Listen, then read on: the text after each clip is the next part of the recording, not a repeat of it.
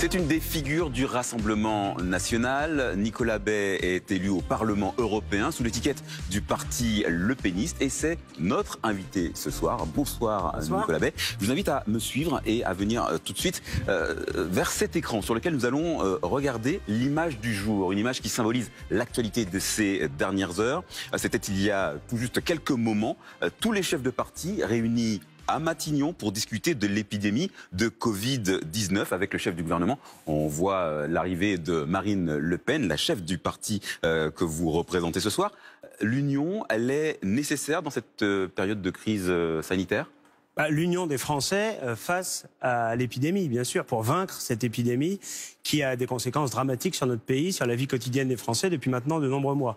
Et la transparence, elle est nécessaire ? Mais l'union ça justifie pas, évidemment, qu'on s'aligne docilement derrière les positions du président de la République, du Premier ministre et du gouvernement. On est là pour tenir notre rôle d'opposition. L'opposition n'est pas confinée. On est là pour souligner les lacunes, les défaillances, les errements. Et malheureusement, ils ont été nombreux ces derniers mois. Alors, cette émission, elle repose sur une promesse, entre autres, celle de donner la parole à nos téléspectateurs, ceux que nous appelons nos observateurs citoyens.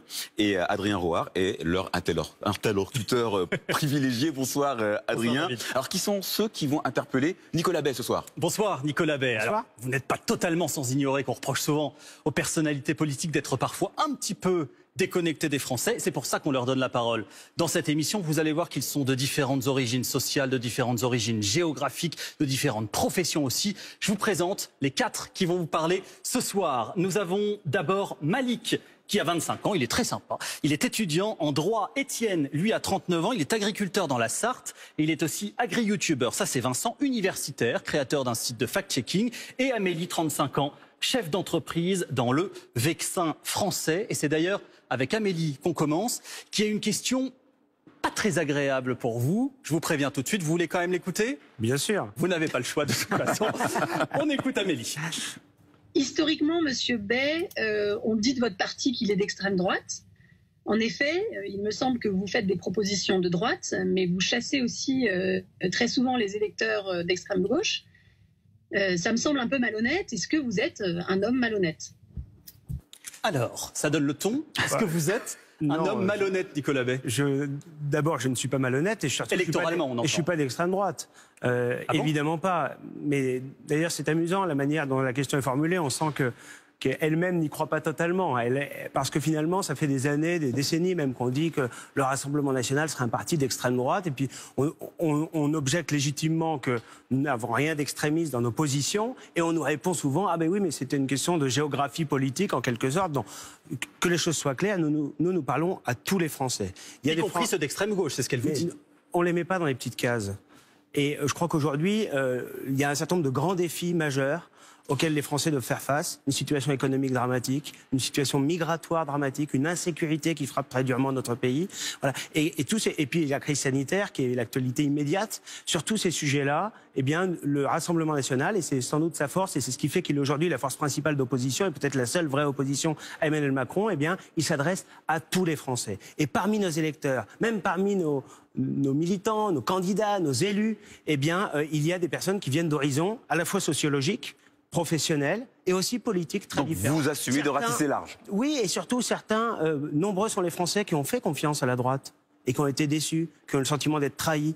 Nombreux sont ceux qui ont fait confiance à la gauche ou à Emmanuel Macron il y a 3 ans et qui ont le sentiment d'être totalement abandonnés aujourd'hui. Donc l'action politique, au sens noble du terme, ça consiste à servir l'intérêt général. Et l'intérêt général, ça commande d'être capable de s'adresser à tous. Et vous êtes sûr que vous ne trahirez jamais les Français et vos électeurs? Écoutez, moi j'essaye de faire de la politique avec le maximum de franchise possible, en essayant d'apporter des solutions concrètes.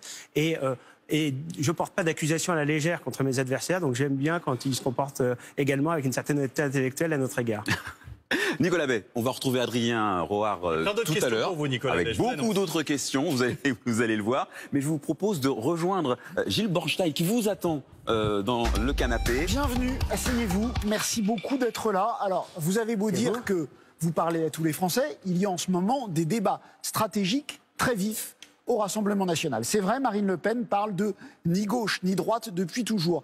Mais beaucoup, comme Marion Maréchal, parlent d'union des droites. Et même Louis Alliot, votre ami, c'est pas n'importe qui, Louis Alliot au Rassemblement national, c'est l'ex-compagnon de Marine Le Pen, on le sait, et c'est lui qui a été l'artisan de la seule victoire au municipal à Perpignan. Il le dit, s'il a gagné, c'est en partie grâce à une sorte d'union des droites. Écoutez votre camarade Louis Alliot. Moi, voilà, j'ai fait l'union de tous ceux qui voulaient participer à un projet pour sauver Perpignan. Et de la même manière, Marine doit mettre en place un projet de toutes celles et ceux qui veulent sauver tout simplement la France. Et ils viendront, c'est vrai, beaucoup de droite, parce que les partis de droite ont tout trahi et sont en train de dévisser dans les enquêtes d'opinion. Alors, lui a gagné grâce à l'union des droites. À Béziers, Robert Ménard a gagné grâce à l'union des droites. Est-ce que pour désormais gagner, le Rassemblement national doit faire nationalement ce que tous ceux qui gagnent chez vous font localement? D'abord, la situation d'une ville n'est pas toujours transposable au niveau national. Mais c'est vrai que Louis Alliot a raison, il l'a fait avec succès et talent à Perpignan. Il a été capable, sur un projet, au service de sa ville, au service du renouveau de Perpignan, eh bien, de fédérer des personnalités et des talents locaux qui venaient d'horizons assez différents. Non, pas seulement d'ailleurs. Pas seulement, c'est intéressant, mais surtout, par-dessus tout, c'est pas une démarche de combinaison politique. C'est pas une démarche d'appareil politique. Il s'est adressé à des personnalités. Quand aux élections européennes, pour prendre l'échéance électorale antérieure, nous avons Thierry Mariani qui nous a rejoint, qui était ministre de Nicolas Sarkozy, de droite, qui a été pendant plusieurs décennies un député des Républicains, ou Jean-Paul Garot, qui vient également de cette famille politique-là, ou Andrea Cotara, qui lui venait de la France Insoumise, qui était élu régional en Rhône-Alpes. Eh bien, on montre cette capacité à rassembler et à dépasser des clivages qui sont, c'est vrai, assez datés. Alors, il est certain qu'il y a beaucoup d'électeurs, je pense aujourd'hui, de la droite, qui se sentent totalement abandonnés par leur parti, qui aujourd'hui joue les supplétifs d'Emmanuel Macron. Quand on voit que Christian Estrosi, qui a été ministre du dernier gouvernement LR dans notre pays, qui est le maire de Nice, et qui donne une feuille de route en quelque sorte à sa famille politique en disant il faut se rallier maintenant sans condition à Emmanuel Macron, je pense qu'il y a énormément d'électeurs de droite, énormément d'électeurs gaullistes par exemple, qui ne veulent pas de cette perspective et qui ont vocation à nous rejoindre, qui sont d'accord avec nous sur l'immigration, d'accord avec nous sur la sécurité, sur la nécessité de protéger et de libérer notre économie. Eh bien, nous leur tendons la main. Ça, c'est très simple, ça s'appelle les alliances à droite. Vous, Nicolas Bay, vous êtes un homme de droite? Moi, je n'ai pas besoin de me définir en fonction de ce clivage droite-gauche que je considère comme daté. Il y a un clivage philosophique entre la droite et la gauche, sans doute. Il y a un clivage historique qui a construit la vie politique française. Mais aujourd'hui, si quelqu'un dit qu'il est de droite, on va immédiatement l'associer peu ou prou aux Républicains qui ont plus grand-chose de droite aujourd'hui. Et donc, quand je dis le parti des Républicains... Vous avez la droite honteuse? Pas du tout, pas du tout. Moi, j'assume parfaitement, sur un certain nombre d'idées, d'être philosophiquement de droite. Mais dans l'application politique aujourd'hui, si on est philosophiquement de droite, autant faire alliance avec des gens qui sont comme vous de droite. Moi, je suis avant tout un patriote. Je crois dans la nation. Je crois qu'aujourd'hui, il faut défendre notre identité, qu'il faut défendre notre peuple contre des élites qui trahissent le peuple. Voilà, c'est ça la motivation profonde de... Alors, vous pouvez appeler ça de droite, ça me dérange pas, c'est pas moi que ça va...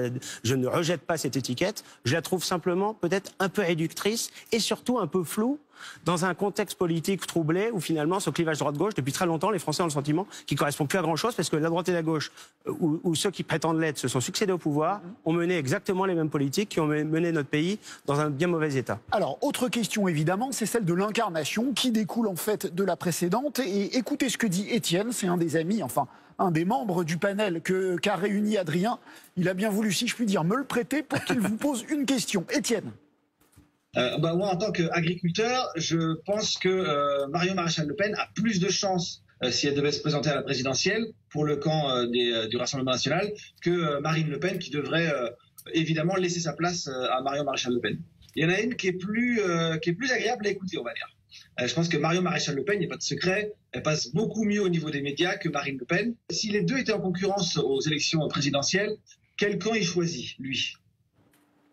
Quel camp il choisit? D'abord, la question ne se pose pas en ces termes, parce qu'il ne vous a pas échappé que Marion Maréchal a fait un choix qui est très respectable, qui consiste à toujours défendre des idées, des convictions. Okay, mais là, il vous a pas échappé qu'elle a fait un choix de revenir sur la scène politique? Pas tout à fait. Ça, c'est une interprétation. Je crois qu'aujourd'hui, elle a fait un choix avec la direction d'une école, un choix qui est le combat métapolitique, selon ses propres termes. Elle n'est plus dans l'action électorale partisane. Donc, elles ne sont pas en concurrence. Et je crois qu'elles n'ont pas envie, ni l'une ni l'autre, de se placer dans une logique de concurrence, parce que finalement, il y a un socle d'idées communes. Elles ont des sensibilités des pas un peu des éléments de langage datés, là, on sent quand même que... je vais vous répondre très clairement, elles ont des parcours personnels et sans doute des sensibilités différentes, mais enfin tout le monde conviendra quand même que sur les grandes idées, elle a été députée, Marion a été députée du Rassemblement national, donc en termes d'idées, on est d'accord sur l'essentiel. Après, il en faut pour tous les goûts, mais aujourd'hui c'est Marine Le Pen la candidate. Mais elle a perdu 2 fois. Non mais c'est pas elle parce a que perdu 2 fois. Elle a mais combien de fois François Mitterrand, responsables politiques 3 fois. ont perdu une élection avant de gagner? Elle peut encore gagner, plus que Marion. Mais aujourd'hui, Marion a fait un choix qui est de ne pas faire de politique électorale. Elle ne sera pas, elle l'a annoncé, candidate en 2022. Marine Le Pen, elle, est engagée dans cette bataille. Elle a la légitimité parce qu'elle est la présidente du mouvement. Je remarque que vous vous servez du fait que Marion n'est pas candidate pour ne pas répondre à la question. C'est pas pour pas répondre à la question, c'est simplement parce que je ne veux pas répondre à une question qui ne se pose pas. Très bien. Je comprends que vous vouliez créer des différences ou essayer d'exacerber des différences. Mais honnêtement, la politique, c'est pas théorique, c'est pratique. Et aujourd'hui, Marine Le Pen dirige la seule vraie force d'opposition à Emmanuel Macron. Elle a donc la légitimité pour être candidate à cette élection présidentielle. Alors, autre question concrète, celle-là. Hervé Ryssen, est-ce que ce nom vous dit quelque chose? Non, rien du tout. Rien du tout. Bah, j'en doute, mais enfin, je vais quand même vous rafraîchir la mémoire. C'est un monsieur qui a été condamné 3 fois par la justice pour antisémitisme. 3 fois par la justice. Il a été emprisonné. Bruno Gollnisch, membre de votre parti et du bureau national, a tweeté en le défendant, en parlant de prisonnier d'opinion. Donc je vous pose la question, est-ce qu'au RN, l'antisémitisme est une opinion et pas un délit? Non mais moi je condamne totalement toute forme d'antisémitisme de la manière la plus claire qui soit. Mais peut-on dire de l'antisémitisme que c'est un délit d'opinion? Aujourd'hui, c'est un délit. L'appel à la haine ou à la violence contre une communauté religieuse, il est puni par la loi. Voilà, et il est condamnable. L'appel à la commission d'un acte délictuel ou criminel contre une personne à raison de son opinion philosophique ou religieuse, c'est puni par la loi. Voilà. Et donc, moi, je suis évidemment totalement, je condamne avec la plus grande fermeté toute forme d'antisémitisme. Après, je ne sais pas exactement ce que Bruno Gollnisch a souhaité dire dans ce tweet. Il a peut-être voulu soulever la question de la liberté d'expression. Je ne sais pas exactement quels sont les termes qui sont reprochés à cette personne. Peu importe, il a été condamné 3 fois. J'ai jamais lu ses écrits, mais ce que je peux vous dire, en tout cas de manière la plus claire qui soit, c'est que le Rassemblement national, ses dirigeants, ses responsables, évidemment sa candidate à la future élection présidentielle, rejettent totalement toute forme d'antisémitisme. Au contraire, nous sommes là pour défendre tous les Français, notamment nos compatriotes de confession juive, qui aujourd'hui sont souvent les victimes d'actes communautaires violents dans un certain nombre de quartiers. Nicolas Bay, est-ce que ça signifie que du coup, il faut exclure Bruno Gollnisch des instances du Rassemblement national? Écoutez, Bruno Gollnisch est il a été longtemps un dirigeant du mouvement, il est membre du bureau national, il a été député européen. Je ne suis pas là pour condamner les propos de Bruno Gollnisch, alors même que je ne sais pas exactement quels sont les propos auxquels il faisait référence. Donc évitons de créer des polémiques inutiles. Mais ce que je peux vous dire avec la plus grande clarté, la plus grande fermeté, je pense que Bruno Gollnisch partage cette opinion, c'est que nous rejetons totalement toute forme d'antisémitisme au Rassemblement national. On va parler séparatisme. Le président de la République en a parlé lui-même 2 fois. Alors d'abord à Mulhouse où il a dit les mots, il a parlé d'un plan contre le séparatisme islamiste. Le mot a été prononcé. Et au Panthéon, il y a quelques jours, quand il célébrait l'anniversaire de la République, voici ce qu'il a dit. Il n'y aura jamais de place en France pour ceux qui, souvent au nom d'un Dieu, parfois avec l'aide de puissances étrangères, entendent imposer la loi d'un groupe. Non. La République, parce qu'elle est indivisible, n'admet aucune aventure séparatiste. Alors, tous ceux qui fréquentent le président de la République disent que sur ces sujets, il a changé d'avis, d'opinion et de propos. Est-ce que vous aussi vous le trouvez? Est-ce que vous êtes d'accord avec ce qui vient d'être dit? Si c'est le cas, j'allais dire il était temps. Parce que ça fait partie des grandes faiblesses et des grands angles morts, pourrait-on dire, de la première partie de son quinquennat. Il a été totalement absent de tous ces sujets. La défense de notre identité, de nos valeurs de civilisation, face à l'islamisme. Il a été très peu audible sur ces questions. Il a toujours donné le sentiment de minimiser. Il parle enfin d'islamisme. Là aussi, il était temps. Depuis des semaines, on nous explique qu'un projet de loi contre le séparatisme est en préparation. Alors justement, qu'attendez-vous? Qu'attendez-vous? Alors 2 choses. D'abord, arrêtons de tourner autour du pot. Le séparatisme, c'est l'islamisme. Il n'y a pas d'autre séparatisme qui existe de manière significative en France. Premier élément. Ensuite, quand il parle de ceux au nom d'un Dieu, il parle de ça aussi. Oui, mais en France, on a tendance à vouloir toujours faire une loi, non pas pour l'action, mais pour la communication. Dès qu'un sujet se pose, on va rajouter d'action. On va rajouter des règles, mais qui ne seront pas davantage appliquées que les précédentes. Qu'attendez-vous de cette loi? Moi, j'attends pas grand-chose d'Emmanuel Macron. Je pense qu'il n'osera pas prendre les vraies décisions qui sont nécessaires si on veut vaincre le séparatisme. Et il y en a un certain nombre qui seraient pourtant faciles à être mis en œuvre et qui ne nécessitent pas de loi. J'ai un exemple. Alors, moi, je vais commencer, si vous permettez. Par exemple, l'expulsion de tous les fichiers S pour islamistes, les fichiers pour radicalisation de nationalité étrangère. Ils sont là, ils bénéficient par une décision administrative de la France d'un titre de séjour. Une simple décision administrative. Pas besoin de loi, pas besoin de décision de justice. La majorité des fichiers sont de nationalité française, on le sait. Il y a 3000 fichiers S pour radicalisation qui ont exclusivement la nationalité étrangère, pas de nationalité française. Une simple décision administrative, on peut les expulser. Ensuite, les imams étrangers, prêcheurs de haine, de nationalité étrangère, il faut les expulser. Ensuite, les mosquées radicales. Les différentes tendances, il y en a plusieurs centaines en France. 250 lieux de prêche radicaux ont été fermés. Certains disent plutôt 4 à 500 mosquées. En réalité, les 250 qui ont été fermés, dont vous faites référence... Ce ne sont pas toutes des mosquées, évidemment. Non, pas du tout. Il y a des bars à chicha, des kebabs, etc. Toutes sortes de...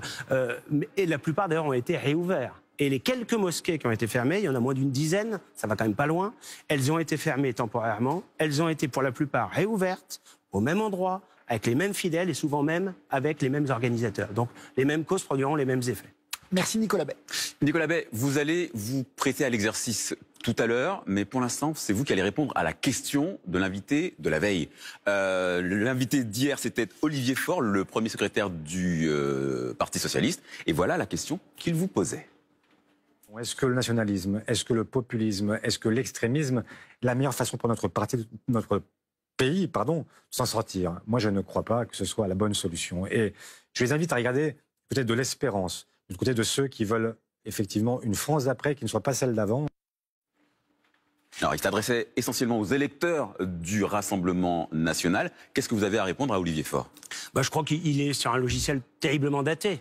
On n'a pas forcément beaucoup d'écart d'âge avec Olivier Faure, mais il est finalement sur des vieux schémas complètement dépassés, complètement archaïques. Il devrait se rendre compte qu'aujourd'hui, dans le monde, on assiste à la résurgence de la nation et des identités.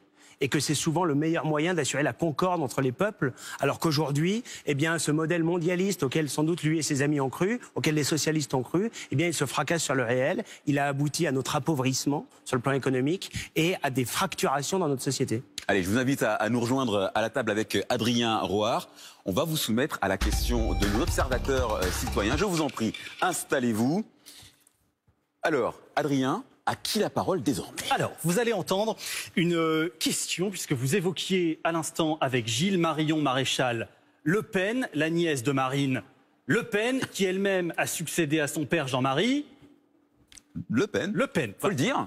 Vous le dites pas. On peut le dire. Le Pen. Voilà. C'est une question de Vincent, qui est docteur en droit. Écoutez-le, vous lui répondrez dans un instant. L'opposition entre la tante et la nièce commence à se voir, mais là le problème c'est que vous êtes encore en famille. Après le grand-père, on a la fille et puis la nièce. Je n'oublie pas non plus les conjoints qui ont pu jouer un rôle de premier plan. Est-ce que le Rassemblement national est un parti qui appartient à une famille qu'un simple adhérent ne pourra jamais diriger? Est-ce qu'un parti politique ne devrait pas plutôt refléter la société dans laquelle il est, c'est-à-dire républicaine, égalitaire, plutôt qu'une monarchie héréditaire? Alors, une monarchie héréditaire, du coup, on se dit que c'est pas de chance que vous vous appeliez Nicolas Bay, quoi. On n'est pas obligé de faire de la politique en famille, mais c'est pas non plus interdit. Et il n'est pas interdit pour Marine Le Pen, parce que son père a fait de la politique avant elle, d'en faire. Et il n'est pas interdit pour Marion Maréchal, parce que sa tante fait de la politique et dirige un parti, elle-même d'avoir des idées et de vouloir les défendre. Tout ça est légitime. Non, il n'y a rien d'héréditaire, c'est pas monarchique. Le Rassemblement national, c'est une organisation politique qui a des statuts, qui a un fonctionnement normal, avec des élections internes, avec des élections à la présidence du mouvement, élections des différentes instances dirigeantes. Donc, de ce point de vue-là, on fonctionne comme d'autres partis politiques. Donc Marine Le Pen pourrait laisser sa place un jour à quelqu'un qui n'est pas un ou une Le Pen. Bien sûr, mais d'ailleurs, il y a eu, il y a quelques années, une compétition entre Marine Le Pen et Bruno Gollnisch à la présidence du mouvement, et ce sont les adhérents du Rassemblement national qui ont décidé. D'ailleurs, Bruno Gollnisch avait fait à l'époque un résultat tout à fait honorable. Donc, on voit bien que il y a des processus démocratiques, mais voilà, si on a des personnalités, même si elles font partie de la même famille, qui permettent de nous conduire avec efficacité à la victoire, eh bien, on aurait bien tort de s'en priver. Alors, nous avons dans notre panel aussi, vous l'avez entendu tout à l'heure auprès de Gilles, un agriculteur, et on lui a parlé de la vision du Rassemblement national de l'agriculture. Vous dites le parti des territoires, vous prenez le localisme au lieu du mondialisme, et voici ce qu'Étienne, qui est éleveur dans la Sarthe, il a des vaches laitières, voici ce qu'il pense de cette position. À première vue, c'est beau. Évidemment qu'on va conseiller aux gens de manger français, local, c'est évident. Après, aujourd'hui, l'agriculture, elle est aussi mondiale. Et c'est ça le problème, c'est que si on s'enferme sur nous-mêmes, si on s'imagine que l'agriculture, c'est juste des petits producteurs locaux, on va se fermer au monde, en fait. Mais dans la réalité, moi qui j'ai pas mal voyagé, je travaillais à l'étranger en agriculture aussi. Et il faut pouvoir aussi échanger avec nos voisins, il faut pouvoir discuter avec nos voisins. Même au niveau des échanges, au niveau de la politique agricole commune, c'est avec les Européens. La PAC, c'est la sécurité alimentaire de l'Europe, et je me vois pas me renfermer sur moi-même, sur mon pays, comme ça, quoi. Alors, ça c'est l'avis d'Étienne. Vous allez lui répondre dans un instant, mais il a une question encore plus précise sur l'agriculture qui vous est directement adressée. Et il a bossé puisqu'il a regardé le programme du Rassemblement national. Écoutez-le. J'ai lu le programme hier soir du Rassemblement national. Il y a le point, ils ont 147 propositions. Il y a le 127, c'est refuser les traités de libre-échange au niveau agricole, donc denrées alimentaires. Et le point 130, c'est promouvoir les exportations agricoles. Donc ma question, c'est comment il interdit aux autres d'échanger les données agricoles, enfin d'échanger des denrées agricoles, et comment il compte faire pour nous, par contre, aller exporter nos denrées agricoles. Voilà. Alors, que lui répondez-vous? Interdire d'un côté, renforcer de l'autre? Mais c'est pas interdire, c'est simplement réguler les échanges.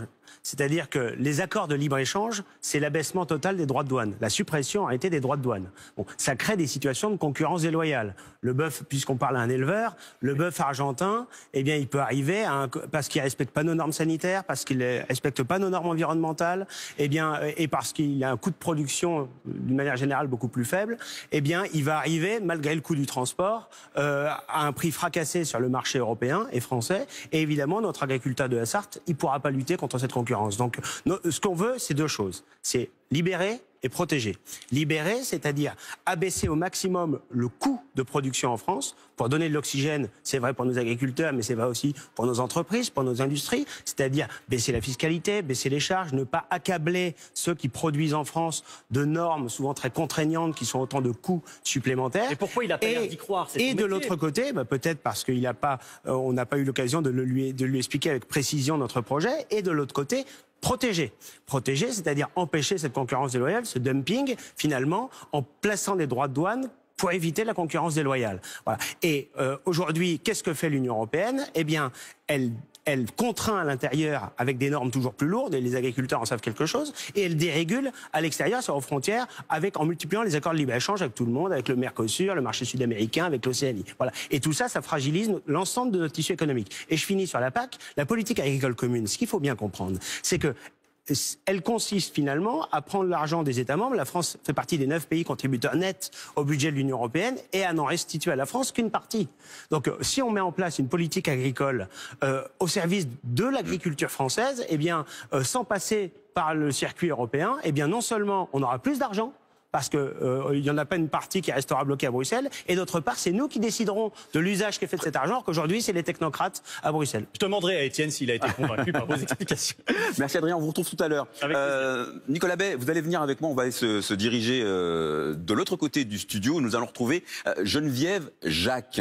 Pendant plusieurs années, elle a été la présidente de la CIMAD, une association qui vient en aide aux demandeurs d'asile et aux sans-papiers. Aujourd'hui encore, elle intervient comme aide juridique auprès des étrangers en situation irrégulière. Geneviève Jacques qui accuse le Rassemblement national de tenir un discours de peur alors que la question des migrants revient sur les devants de la scène après l'incendie du camp de Moria à Lesbos en Grèce. C'est la séquence confrontation de votre instant politique. Bonsoir Geneviève Jacques. Bonsoir. Qu'est-ce qui, dans ce dossier, vous dérange dans le positionnement du Rassemblement national? Écoutez, là, le drame de Moria, dont on vient de parler, est l'un des épisodes de longues séries de drames qui a affecté des hommes, des femmes qui se sont cherchés à trouver un exil protecteur en Europe. Je vous ai entendu dire, Nicolas B., que les responsables de ces drames étaient les gens qui portent la charité en bandoulière. Eh bien, je vais vous dire que vous êtes en face de quelqu'un qui se reconnaît parmi ceux-là, parmi ceux qui tendent la main et parmi ceux qui accompagnent ceux qui ont besoin d'accéder à leurs droits sur le territoire. Et en disant ça, je ne parle pas que de moi, mais je veux dire que nous sommes des centaines de milliers de personnes qui, à travers toute la France, mais aussi en Europe, mais on parle de France, à travers toute la France, accueillent des personnes étrangères, les hébergent pour la nourriture, pour des cours de français, pour l'accès aux droits comme la CIMAD, et qui donne un visage d'une France accueillante, généreuse. Et c'est au nom de cette France-là que je voudrais vous poser 2 questions, ou plutôt vous faire 2 remarques. Au nom de cette expérience qui est tout à fait partagée. 2 choses. Depuis que Jean-Marie Le Pen, puis le Front National, puis le Rassemblement National existent, le leitmotiv revient sans arrêt de l'immigration présentée comme un danger et un problème. Ça, c'est pas nouveau. C'est le vieux recours à la stratégie du bouc émissaire qui est vieille comme le monde.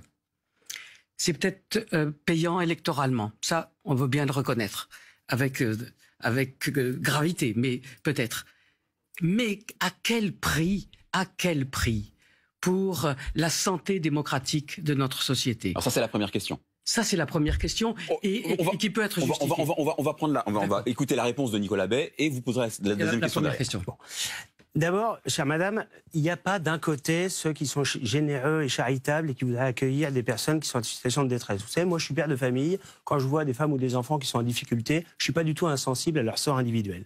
Il y a simplement deux notions qui sont très différentes, c'est la charité individuelle et puis la responsabilité politique. Et quand on est un responsable politique, on ne fait pas n'importe quoi en incitant des gens par centaines de milliers, par millions même, à venir en France et en Europe, alors qu'on sait très bien qu'on n'est pas en capacité de les accueillir et que ça va provoquer des troubles absolument majeurs sur notre territoire. Il est infiniment plus responsable et plus respectueux, y compris à l'égard de ces personnes-là, de faire en sorte qu'elles puissent, de manière stable et pérenne, ce qui nécessite aussi des partenariats et des actions dans leur pays d'origine, rester sur le territoire où elles sont nées. Voilà. Et je trouve qu'il y a une très grande irresponsabilité à dire venez, vous serez accueillis, venez, on va vous aider. D'abord parce que c'est aider à la commission d'un délit. Venir dans un pays de manière illégale, c'est un délit. Et il y a encore pas si longtemps, quand le droit s'appliquait, les personnes non seulement étaient expulsées, mais pouvaient encourir même des peines de prison. Donc bien sûr qu'ils viennent, pour l'immense majorité d'entre eux, pour des raisons économiques. Ils fuient des situations économiques difficiles. Voilà. Pour l'immense majorité d'entre eux, ils ne sont pas éligibles au droit d'asile au sens strict. C'est-à-dire qu'ils ne sont pas, ils ne sont pas persécutés à titre personnel dans leur pays à raison de leur opinion philosophique ou politique. Bon. Donc, ils ne sont pas éligibles au droit d'asile. L'Europe a subi 5,3 millions d'entrées de demandeurs d'asile en 6 ans. C'est les chiffres officiels de l'Union européenne. C'est à l'équivalent de la population du Danemark. Voilà.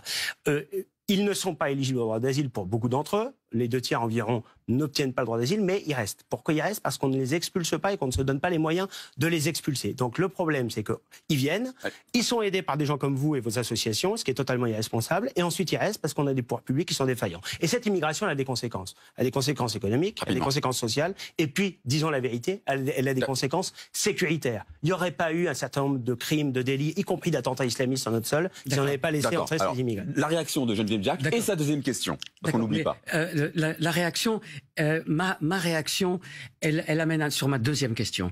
C'est la deuxième remarque, c'est pas une question, c'est une remarque et qui saute à la figure quand on vous entend, c'est que c'est sur la base d'informations qui sont fausses ou erronées. Quand vous dites c'est des gens comme nous, ou c'est des politiques qui font venir, qui appellent les gens. Est-ce que vous avez déjà rencontré un exilé actuellement là, parmi les centaines de milliers de personnes qui arrivent, qui essayent d'arriver en Europe? Vous en avez déjà rencontré? Vous avez déjà parlé à quelques-uns? Oui, et vous comprendrez. Attendez, je vous ai laissé parler. Bon, c'est votre parole, mais je voudrais terminer. Quand on entend leur parcours et leur histoire, mais c'est pas parce que personne leur a dit de venir. C'est des gens qui commettent le crime de vouloir tenter de vivre et d'avoir une vie digne et qui sont obligés de quitter leur pays. Vous croyez qu'on fait tout ce chemin, on prend tous ces dangers pour simplement venir voir un Eldorado? Première chose. Deuxièmement, oui. Quand vous dites et vous affirmez comme une évidence évidente que bien évidemment, ce sont des migrants économiques, soi-disant, sous-entendu, des gens qui ont vocation à être renvoyés. Or, tous les chercheurs le disent, et nous qui recevons les personnes étrangères, on voit bien que les causes qui obligent des gens à partir pour vivre, pour faire vivre leur famille, sont mélangées, et que pour beaucoup de gens, c'est d'essayer de trouver un lieu pour vivre dignement. On va laisser Nicolas Bay répondre. Et nous les considérons comme des hommes, des femmes, d'égale dignité que vous et moi. Mais si vous voulez les respecter, eh bien, je les accueille. Eh bien, il faut pas. Nous les accueillons. Oui, mais il ne faut pas accepter qu'ils soient pris en main par des mafias et des passeurs, la conséquence. Et dont vous êtes les complices. C'est la conséquence. Dont vous êtes les complices, mais bien sûr que si. Peut-être involontaire, mais dont vous êtes les complices, parce que lorsque le signal qui est envoyé, c'est Angela Merkel qui dit venez, vous serez accueillis. Elle en fait bien 1 million en Allemagne. Non, c'est pas vrai. Ils étaient en Europe. Je vous ai écouté, vous pouvez aussi ne pas me couper la parole. Ensuite, vous avez des associations comme la vôtre qui les aident à rester, y compris de façon illégale, dans nos pays. Que vous avez des mafias et des passeurs qui gagnent une fortune grâce Nicolas Bay, on n'a pas la capacité d'accueil. Pardon, je vous pose la question très bêtement. Pour une raison simple. On n'a pas la capacité d'accueil. Nous, aujourd'hui, France 2020. Mais pour une raison il n'y a pas la capacité d'accueil. C'est qu'à chaque fois, on nous dit, vous comprenez, il y en a une centaine, on peut bien prendre notre part. Mais ce n'est pas le problème d'une centaine. C'est qu'on a chaque année en France, rien qu'en France, 400 000 entrées légales. C'est faux. Mais si. J'ai les chiffres du ministère de l'Intérieur. J'ai les chiffres du ministère de l'Intérieur. Mais le problème, c'est que vous en oubliez des chiffres. Le ministère de l'Intérieur vit 265 000 titres de séjour. Vous êtes d'accord? Bien sûr, bien sûr. Très bien. 120 000. Certains ont vocation à repartir. 120 000 demandeurs d'asile. Vous êtes d'accord? Oui. D'accord. 40 000 mineurs isolés. Vous êtes d'accord? Ah ben, ils sont compris. Donc, en tout, ça fait combien? Ça fait un peu plus de 400 000. Voilà. Bon, donc, mais attendez, monsieur, les demandeurs d'asile, c'est un droit fondamental. Vous ne faites pas des additions de chiffres qui sont déjà... Non. Quand il y en a une... Mais oui, je vous parle de chiffres. Je vous dis pas que je parle pas de leurs droits, je parle des chiffres. Comme c'était des gens nouveaux. Donc, vous m'avez dit 400 000, c'est faux, c'est vrai. Voilà. Et vous venez d'en apporter la démonstration. Et quand on dit il faut en accepter 100 de plus ou 200 de plus, et ben, donc ça va faire 400 100 et 400 200. Non, on est à saturation. On ne peut pas les accueillir. Et si on les accueille, vous ne voulez pas les accueillir. Si on les accueille, ce sera au détriment de nos compatriotes, avec des conséquences très lourdes pour nos pays. Et c'est ça qui est totalement irresponsable. Ce qui fait qu'il y a des morts en Méditerranée. Ce qui fait que chaque année, depuis 2015, on compte les morts. Eh bien, c'est parce qu'il y a des gens qui leur disent... fermeture des frontières. C'est parce qu'il y a des gens qui leur disent on de venir. Pas. Et on a vu d'ailleurs pendant le confinement... On n'arrivera pas à vous mettre d'accord. Quand on contrôle les frontières, eh bien, on arrête les flux migratoires et on arrête les morts en Méditerranée. Bon, le constat, il est qu'il y a un gros désaccord. On n'arrivera pas à vous mettre d'accord ce soir. Merci beaucoup, Geneviève Jacques, d'avoir accepté de débattre avec Nicolas Bay. On va retrouver Adrien Rohard, qui a de nouvelles questions de nos observateurs citoyens, et il s'interroge sur un aspect très très précis du programme du Rassemblement national. Hein, Adrien. Absolument, David, et évidemment, puisque vous avez l'espoir de gouverner un jour la France, j'ai demandé à nos observateurs citoyens comment ils imaginaient l'avenir à vos côtés. Alors ça a l'air beau dit comme ça, mais vous allez voir que c'est assez rationnel. Et quand je leur ai parlé finalement du Rassemblement national au pouvoir, ils ont tout de suite pensé économie et ils ne semblent pas tout à fait d'accord avec vos propositions. En tous les cas, ils doutent de leur pertinence. Écoutez un petit florilège de ce qu'ils m'ont dit. Vous leur répondrez juste après. On voit qu'il y a le refus de Marine Le Pen de débattre sur le plan de relance avec Jean Castex sur France 2 jeudi. Il y a eu aussi le débat raté de l'entre-deux tours de la présidentielle où on voyait que Marine Le Pen ne savait pas de certaines notions de base en économie, notamment comment fonctionnait la monnaie unique, l'euro. C'est un peu comme tous les politiques, c'est des promesses, réduction d'impôts, réduction ou gel du prix du gaz, de l'eau, et il n'y a aucune ou quasiment aucune mesure pour aller chercher de l'argent à côté. En fait, on ne comprend plus bien la position du Rassemblement national sur les questions économiques. Vous ne voulez plus sortir de l'Union européenne ni de l'euro. Et ça pose un vrai problème sur le plan économique parce que tout le programme est défini évidemment selon les règles ou non de l'Union européenne. Mais vous continuez à dire que c'est à la France seule de gérer son économie. La taxation sur les travailleurs étrangers détachés en France, ça c'est pas possible tant qu'on reste dans l'Union européenne. La taxation sur l'importation des produits, c'est pas possible tant qu'on reste dans l'Union européenne. En fait, moi j'ai aucune idée de la cohérence économique de votre parti. Pas de cohérence, trop de dépenses, ils ne vous jugent pas crédible économiquement. Comment pourriez-vous répondre à tout ce qu'ils viennent de dire? Peut-être tout simplement en expliquant toujours davantage notre projet. Je pense que le projet économique du Rassemblement national est souvent caricaturé ou présenté de manière incomplète. La faute à qui ? Non, mais moi, vous savez, j'aborde ce débat avec beaucoup d'humilité. S'il y a des sujets ou des points qui nécessitent des explications, moi, je suis très heureux de pouvoir les donner, comme d'autres représentants du mouvement. Ce qui ressort, ce qui est intéressant dans les différentes interventions, c'est qu'on nous dit en substance, ce cadre européen, il nous bloque et il nous contraint. En réalité, nous, ce qu'on défend, c'est une autre vision de l'Europe. On ne veut pas sortir de l'Union européenne, on veut simplement tout changer du sol au plafond, à la fois dans les orientations politiques. Vous ne voulez plus sortir de l'Union européenne? Non, mais on n'a jamais dit qu'on voulait sortir brutalement, unilatéralement de l'Union européenne. On dit simplement que cette Union européenne, on nous l'avait vendue comme nous apportant la paix, la croissance et la prospérité. Aujourd'hui, le moins qu'on puisse dire, c'est que c'est pas au rendez-vous. Donc il faut changer à la fois le fonctionnement, moins technocratique, moins de pouvoir à la Commission européenne, plus de pouvoir aux nations et à la coopération entre elles, et puis changer les orientations politiques. Les travailleurs détachés, par exemple. 500 000 travailleurs détachés qui viennent en France. Quel est le problème du travail détaché? Les entreprises y ont recours parce que le coût de cette main-d'œuvre est plus faible que le travailleur français, parce que le paiement des charges sociales se fait dans le pays d'origine. Pologne, en Bulgarie, en Roumanie. Emmanuel Macron est arrivé il y a 3 ans en nous disant « je vais régler le problème ». Il a fait le tour des capitales d'Europe de l'Est. Il est revenu en disant « ça y est, le problème est réglé ». Rien n'était réglé puisque justement ce point des charges sociales n'est pas résolu. Donc il faut abroger cette directive sur le détachement des travailleurs. Il ne faut pas créer une espèce de concurrence déloyale à l'intérieur du marché européen. Et il faut être capable aussi de protéger le marché européen. Et puis il faut être capable ensuite, j'en parlais tout à l'heure, de baisser la fiscalité et les contraintes qui pèsent sur nos entreprises pour libérer l'initiative économique. Aujourd'hui, on a une fiscalité qui est confiscatoire. 47% du PIB en prélèvement obligatoire. Certes, d'accord, mais par exemple, les impôts de production, par exemple, le gouvernement est en train de les baisser. Oui, mais si vous voulez, Emmanuel Macron est au pouvoir maintenant depuis un peu plus de 3 ans. La première année, il y a eu 5 milliards d'euros d'impôts supplémentaires. Ensuite, il nous a annoncé un certain nombre de baisses d'impôts. Je crains d'ailleurs qu'avec la situation économique et sociale désastreuse, qui a été amplifiée par la crise sanitaire, mais qui était déjà avant. Parce qu'il ne faut pas oublier qu'on a dépassé les 100% du PIB en dette, 2250 milliards d'euros, avant la crise sanitaire. Aujourd'hui, elle s'est envolée, mais on avait déjà une situation très critique avant. Je parlais de la fiscalité. On a une fiscalité qui est une des plus fortes au monde. Les Français, à la fois les entreprises et les particuliers, sont les plus imposés quasiment dans le monde. Est-ce que cette situation est acceptable? La réponse est non. Donc, pour redonner du pouvoir d'achat aux Français, il faut baisser la fiscalité. Il y a un certain nombre de dépenses qui sont exorbitantes pour notre pays. La fraude sociale, ça fera l'objet d'un débat, je pense, dans les prochaines semaines. Les dépenses, Nicolas Bay, il y a une autre question pour vous. Vous allez l'entendre et qui est associée, qui est aussi économique, qui est associée au programme de Marine Le Pen. C'est la retraite à 60 ans. Et Amélie vous interroge sur ce point-là. J'ai envie aussi que vous lui répondiez. Monsieur Bay, vous proposez un départ à la retraite à 60 ans. En tant que mère de famille et en tant que chef d'entreprise, moi je trouve qu'on devrait, chaque génération, être à l'équilibre entre les cotisations des actifs et les retraites. Est-ce que vous avez conscience que votre proposition peut ne pas faire plaisir et ne pas plaire à une grande partie de l'électorat français qui aime conserver ses libertés et qui aime ne pas laisser un mauvais bagage aux générations futures? y compris peut-être l'électorat de droite. Vous parliez d'union des droites tout à l'heure. Vous avez 30 secondes, pas une de plus, pour répondre à Amélie. C'est un petit défi. Bon, très rapidement. D'abord, aujourd'hui, l'âge moyen d'entrée sur le marché du travail, c'est à peu près 23 ans, 24 ans. Donc, en réalité, 40 annuités, c'est ça que nous avons défendu.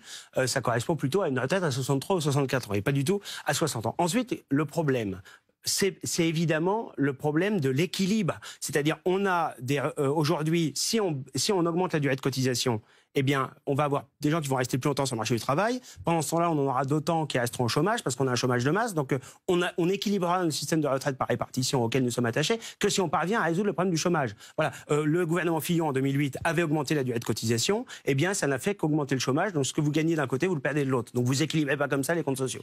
Donc, je retiens que vous ne retenez pas les 60 ans comme un dogme pour le départ à la retraite. C'est pas un dogme. Et je dirais surtout, ce qui je trouve grave dans l'attitude du gouvernement, c'est finalement de toujours demander des sacrifices aux mêmes. C'est-à-dire, on dit aux Français, avant même d'engager la discussion, vous allez travailler plus longtemps et vous aurez des retraites plus faibles à la sortie. Merci beaucoup, Adrien Roard. Dernier face-à-face dans votre instant politique, Nicolas Bay. C'est avec Astrid Mesmorian. Bonsoir, Astrid. Bonsoir. Vous êtes journaliste au service politique de France Télévisions et vous couvrez, pour utiliser le jargon journalistique, le Rassemblement national pour la rédaction. Et vous demandez un droit de suite à Nicolas Bay. Quelle est votre première question ? Bonsoir Monsieur Bay, Bonsoir. Je voudrais qu'on décortique un petit peu votre vision de l'écologie. Est-ce qu'on peut dire aujourd'hui que votre programme écologique se résume au concept de localisme? Et si oui, qu'est-ce que c'est le localisme? Est-ce que c'est vanter le circuit court, le bio, ou est-ce que c'est aussi en creux une version soft d'un certain repli assumé et souhaité? Non, il n'y a aucun repli, c'est simplement l'idée qu'il faut relocaliser un certain nombre d'activités, qu'il faut sortir du modèle de libre-échange mondialisé. Voilà, donc on appelle ça le localisme, parce que je pense que c'est un bon résumé, c'est-à-dire produire, consommer, retraiter, chaque fois que c'est possible, c'est pas toujours possible, mais souvent, dans un périmètre géographique le plus raisonnable possible. Et l'opposé de ce modèle-là, c'est le modèle actuel de libre-échange général mondialisé. Vous fabriquez en Chine, vous vendez en Europe, vous retraitez, par exemple, les textiles en Afrique, et évidemment, le coût écologique avec les transports par supertanker est absolument exorbitant. Donc il faut sortir de ce modèle-là. En clair, qu'est-ce qu'il faut faire? Tout ce qu'on peut produire sur le plan agricole ou fabriquer sur le plan industriel en France ou en Europe, il faut le faire et n'avoir recours aux importations que pour les produits qu'on ne pourra pas, qu'on ne peut pas fabriquer en Europe. Là, vous me parlez des biens et des marchandises. Est-ce que ça concerne les hommes aussi? Est-ce que vous prenez à travers le localisme le chacun chez soi?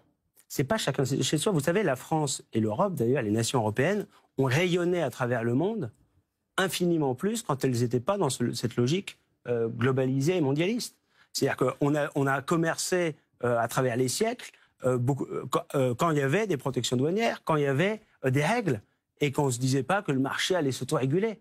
On a vu que ce modèle qui a été initié dans les années 70, 80, aboutit aujourd'hui à des concurrences déloyales majeures, à des injustices absolument flagrantes qui font souffrir les nations. Et aujourd'hui, on voit bien que beaucoup de pays protègent leur économie. Les États-Unis savent protéger leur économie. Pourtant, c'est un grand pays libéral. La Chine sait protéger son économie. Et aujourd'hui, l'Europe se conçoit, l'Union européenne se conçoit comme une espèce de terrain de jeu, comme un espace ouvert, et tout le monde en profite. Regardez ce que fait la Chine. Eh bien, la Chine, elle achète nos ports, elle achète nos aéroports, elle achète nos infrastructures, elle profite de cette faiblesse européenne. Et le problème de l'Union européenne actuelle, c'est qu'elle a organisé une espèce d'impuissance collective. On a abaissé les protections au niveau national, en nous disant on va les mettre au niveau européen. On les a bien abaissés au niveau national, mais on les a aussi abaissés au niveau continental. Mais alors vous m'amenez à ma prochaine question. Vous vous revendiquez défenseur des classes populaires. Le localisme, ça coûte plus cher, ça a un coût, on est bien d'accord. Comment vous l'expliquez ça aux électeurs que vous défendez? Mais en réalité, c'est un autre... D'abord, ça coûte pas toujours plus cher, ça n'est pas vrai.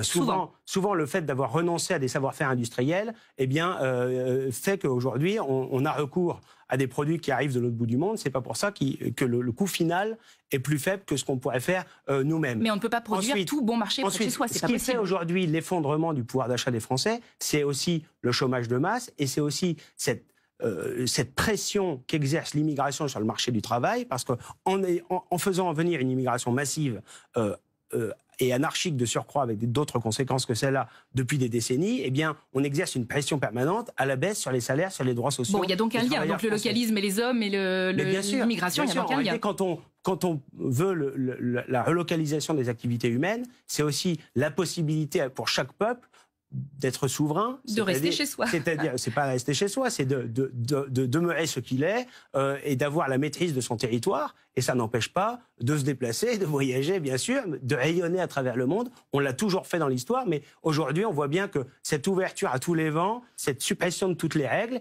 eh bien, ça nous a affaiblis. Et c'est ce qui nous empêche aujourd'hui de rayonner. Alors, pardon, je reformule. Est-ce que le localisme vaut seulement pour les biens, marchandises, pour les produits ou également pour les hommes? Mais je ne suis pas sûr que le terme de localisme soit adapté aux hommes. Mais ce que nous défendons, s'agissant des mouvements migratoires, puisque je suppose que c'est votre question, eh bien, c'est le refus d'une immigration massive, telle qu'elle existe depuis des décennies, et elle s'est encore amplifiée ces dernières années. Il y aura 2 millions d'entrées supplémentaires pendant le quinquennat d'Emmanuel Macron, si on continue encore pendant 2 ans à ce rythme-là. Il faut arrêter avec ça. Il faut protéger nos frontières en amont.